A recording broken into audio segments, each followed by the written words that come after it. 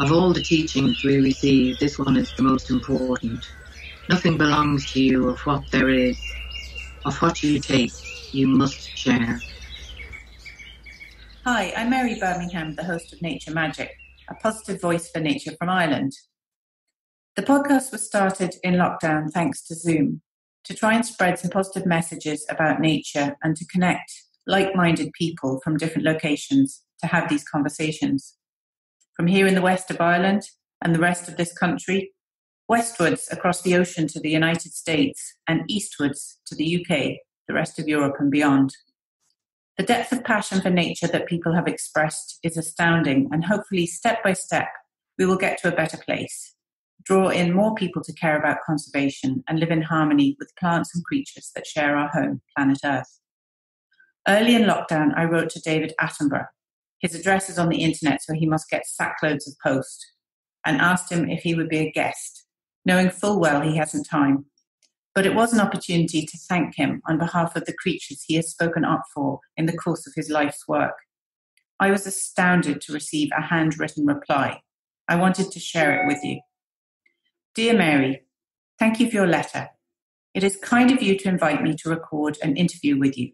I hope you will forgive me if I cannot offer to do so. Best wishes, David. What a gentleman. Today we're talking to a local lady, a passionate nature lover, photographer and author, Irene Graham. Irene lives in Kinvara and has just published her newest book, I Am A Hare, which is available in the gift shop at Burren Nature Sanctuary, in Charlie Burns and Kenny's bookshops in Galway, and on her website, thecreativewritersworkshop.com. Irene also runs popular creative writing courses online and on the beautiful Aran Islands. Welcome, Irene Graham. Hi, Irene. Thanks for being on the show. Hi, Mary, and thank you for inviting me. It's great to be here doing a nature podcast. Oh, you're so welcome. Thank you so much for coming on. Just to set the scene, would you like to tell the listeners a little bit about where you live?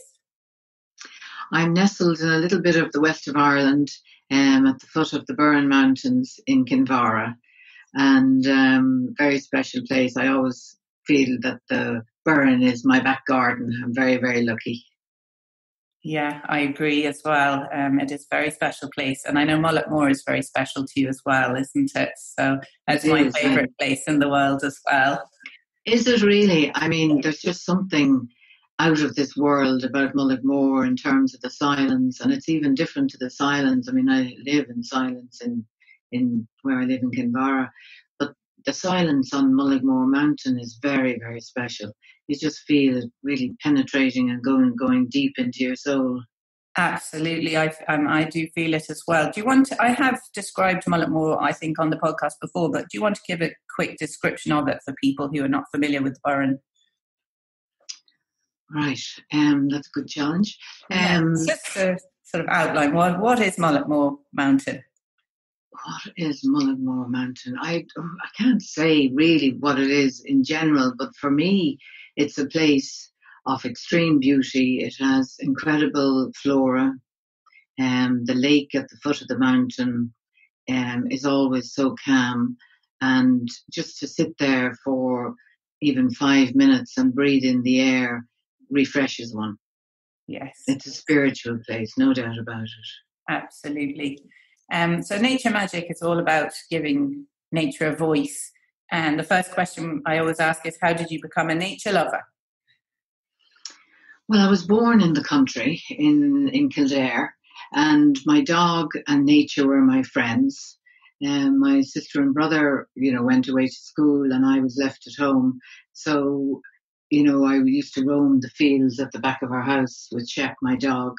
And I just became in tune with nature, examining weeds and everything that grew there. But I suppose mainly I learned about nature from my dad, who was totally absorbed in the natural world. He was never on an airplane, lived on the top of a mountain, and nature was his life. He knew every animal, every tree in detail. I remember one time when he was hospitalised in Kildare, his bed was by a window and there was a lake outside the window and there were swans on the lake. And so every day he would tell me stories of swans, who they, what they were about, and how they lived their lives. And I suppose blackberries and mushroom picking were highlights of my year. And I used to bale hay, and got paid for that, for baling the hay, for stacking the bales in the summertime. Oh, bonus. And Bonus, you got paid. I got paid. I don't know how much I was paid. I'm sure it wasn't very much, but it was a big highlight in my summer year. Yeah, and what lovely memories. Yeah, and now the garden feeds me. My partner and I are huge into gardening. We spend a few hours, as much as we can, every day in the garden. Yes, it really is. It really is a soul activity, isn't it? A soul feeding activity. Did you grow up on a mountain in Kildare then? You said he was on the top of a mountain and he... No, that was in his later life. Okay. No, we didn't grow up on a mountain. We lived in Clane, actually, when I'm prosperous. Okay. And what was the mountain he was living on? A mountain up at the top of the back of Rathcoole, in near British, just in those mountains there, which was very isolated. And they were there. That's where he spent his latter days. Lovely. Just living on a mountain, being in touch with nature, as I said. Oh, how lovely. He sounds like a lovely person. Yeah, I'm also a nature photographer. Photography was my full-time career for about 10 years of my life, until digital came in. And I was signed to Getty Images in New York. And so I used to incorporate portraits of people in nature. That was really my specialty. Oh, lovely. I'd love to see some of those, because Irene now is a writer, and also we'll talk a little bit more about it later, but runs writing courses in Kinvara and on the Aran Islands. So, and you have your background in nature photography. How lovely. What's your favourite plant or animal? Well, my favourite animal would have to be the hare. I just love hares. They're an ancient Irish animal, one of the oldest mammals in Ireland. They're a sacred animal of the Celts. And it's interesting that there's still protected species in Ireland today. That's the wild Irish hare, which is native to Ireland, as opposed to the brown hare, which came from Europe. Mm-hmm. And I think, the hares are just one of those animals that bring a smile to your face. They make you feel good. And I think the fact that they're so elusive, you can't catch them, and they sort of control the reins. And what really brought them into my life was about March last year. Outside our studio window, in the rose bed, a hare had just given birth to 3 little leverets, baby hares, they're called leverets. And it was the most incredible sight, how she cared for them, how she looked after them. And I grabbed my camera, of course, and through the window, I photographed the first 50 minutes of their lives and captured all their movements.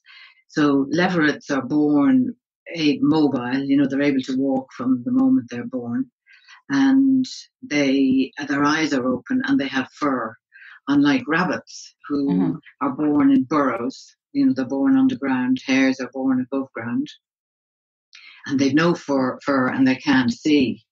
So hares are independent from the moment that they're born. They're born ready to go and ready to run around. Ready to survive, like. Yeah.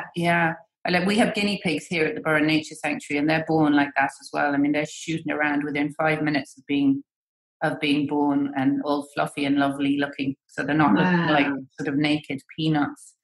Right. And they're usually born in long grasses, and so that's why they're never photographed, because they're really rare images that I've captured. That's so special. And did she take them out and place them around in different places? Because I know that's a behaviour the mother hare does.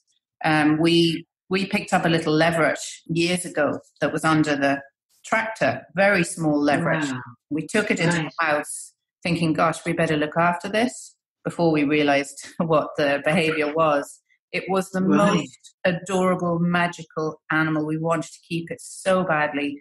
It was just adorable. And then we found out overnight that the mother puts them around in different places for safety and comes back. So under the tractor wasn't ideal, but we put it back on the tractor. And she didn't. What she did was she left them after 50 minutes. Wow. And they immediately ran in under the geraniums, which are also in the rose bed. And she came. What happened is that she came back later that night, although we didn't see her, and moved them. And we think she moved them to, we'd longer sort of scrub grass at one part of the garden. Mm-hmm. And so they stayed around the garden for about 3 months. 2 of them did. We figured one of them maybe didn't survive.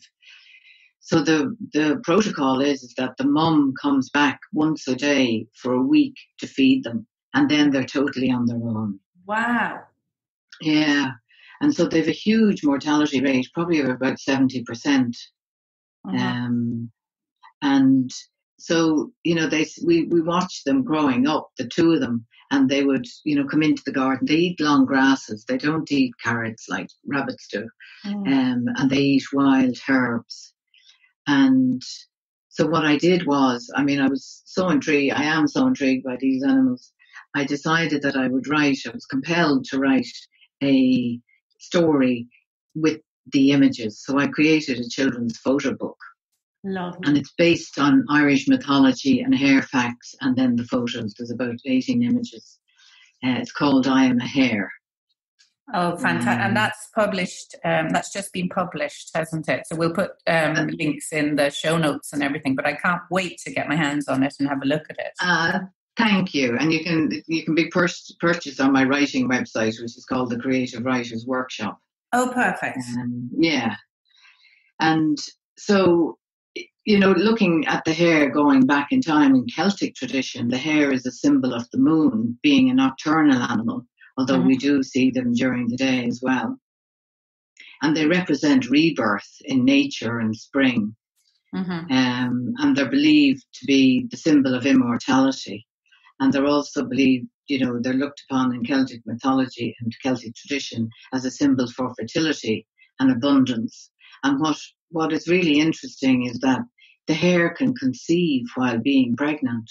They're one of the few mammals that can do that. Wow. So they can conceive a second time while being pregnant. And so there's only a few animals that can do that. I think wallabies are another one, the smaller kangaroo. Interesting. Yeah. Yeah, it's very special to see a hare either crossing the road, which hopefully they don't get run over, but and leaping over stone walls. They can jump any height of a wall, maybe put 1 foot on it and hop off, but athletic and fast and just really magical when you do see one. Really, isn't it? It creates, like my partner comes back from a walk and he always says, I saw a hare this morning. It's just one of those things that make you joyous, I suppose. Yeah. And going back to ancient times, there was an ancient German goddess of spring and the dawn, and her name, Ostara was her name, and she was always flanked by a hare. And the story goes that she turned a bird into a laying egg hare, who then laid eggs on her feast day, which was the spring equinox. Again, which, symbolizes birth and new life. Yeah. And as far back as the 17th century, people in Northern Europe used to give one another presents of cotton hares at Easter. Oh. And so the story goes that Germans from Pennsylvania, that had emigrated from Germany to Pennsylvania in the States, when they told the story of the hare at Easter, Americans turned it into a story of rabbits. Right. Because the hares in America are called jackrabbit. Yes. The jackrabbit in America is actually a hare. And somehow the story got lost in translation and Easter became synonymous with rabbits. Right. Not with hares. So I think we should give it back to the hares. Let's give it back to the hares. And the next question I always ask is, do you feel spiritually connected to nature? And I obviously do. Is there any special moment that you'd like to tell us about? Well, obviously, as we were saying, living on the edge of the Burren is very, very special. But I think one of the most moments that I can recall when I think about it, is I was sitting many years ago on the banks of the Nile on my own, and it was sunset, and suddenly just the sound of prayer was everywhere, filling the Nile. I mean, it was an extraordinary moment. And I didn't see any temples, I didn't see any people, but there was just the Nile, the sunset, the beautiful evening, and all this sound of prayer, song and prayer, in unison. And it sounded like there was thousands of people, and I don't know where it came from. And it felt like amazing. It felt like the air was kind of filled with gratitude or something, is the only way I can explain it. So that was a very, very strong moment for me spiritually, I have to say, that I can still recall when I think about it. That sounds a beautiful moment. And the Nile and everything, a very special place. Trying to support nature and all of these rivers, waterways, biodiversity, the air, everything. What positive actions can you encourage people to do? Simple things that would make a difference for nature. Yeah, and I think it's all about recycling. It's recycle, no matter what we're doing, and no matter how we're living our lives. I think small steps make for big events, and in our own lives, as I said, of our homes, if we just make tiny little changes, can have serious impact. One of the things that we have done for a number of years is to use glass storage jars in the fridge instead of using cling film and tin foil. And not only does the food look great in the fridge, it keeps it much fresher longer. Good idea. And the amount of not only recycled, but landfill plastic. We're down now to actually having one black bag of recycled plastic every 3 months. Amazing. Yeah, it's all about consuming less, really. Yeah, and when we go into the supermarket, to make a point when we're packing is to take the plastic off the vegetables and leave it in the supermarket. If supermarkets ended up with a pile of plastic, they'd start getting a message, people don't want it. It's tiny little things. Yeah, no, that's a great tip, actually. And I hadn't thought about that, really. And it's such a visual thing for the supermarkets to see. Yeah. And, put a water filter on your tap. They don't cost that much. And then buy a reusable bottle and water bottle and fill it from the tap. And that cuts out plastic bottles, buying water, and saves a fortune. Yeah, exactly. No, those are great pieces of advice for people, and really simple to do.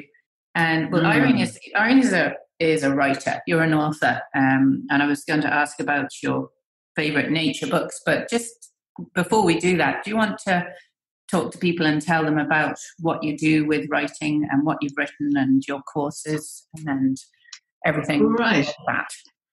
I've been writing since I was 15.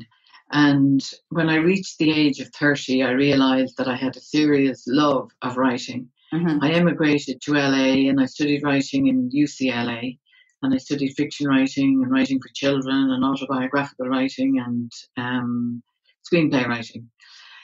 And when I came back to Ireland, I was always interested in education, how people learn and how people think. Primarily, I think, because of my own education. My formative years were filled with creativity. My, secondary school years, it was like someone put me in a cave and put a brick in front of her, a big stone in front of it. And so in LA, I had connected in with people that were really looking at new models of learning, right brain, left brain thinking. Complementary methods of education. So when I came back to Ireland, I put together a course called the Creative Writers Workshop, using right brain, left brain learning techniques to show people how to, develop their creativity and to write fiction. And so the course, organically since 1991, I launched it, has grown to what it is today. In 2005, I created a memoir writing course and wrote a book. I decided to commit my techniques to paper, and I wrote a book called the Memoir Writing Workbook. Brilliant. Which was kindly launched by President Michael D. Higgins in the National Library of Ireland. Fabulous. And it was a great evening. And so what I do is I teach people how to write novels and how to write their memoirs. And I do it with people. I mean, I'm just honoured with people that land on my desk looking for writing help. I work with people all over the world, and I've been doing that now full time since 2005. Brilliant. And so you have an online course, and you also run workshops? Run workshops on Inishmore. I've been going out to Inishmore for the last 15 years, and we do a week writing retreat. And I have an online course, both in fiction and in memoir. One website is called the Creative Writers Workshop, and the other website is called the Memoir Writing Club, which is a 12-week course on how to write your memoir. So I just never ceases to amaze me, the stories from people's lives and how they want to, people write their memoirs to leave it for family and friends, and they write it to be published. So it certainly keeps me busy. Yeah, I think everybody has a story, and that's what I have found from the podcast as well.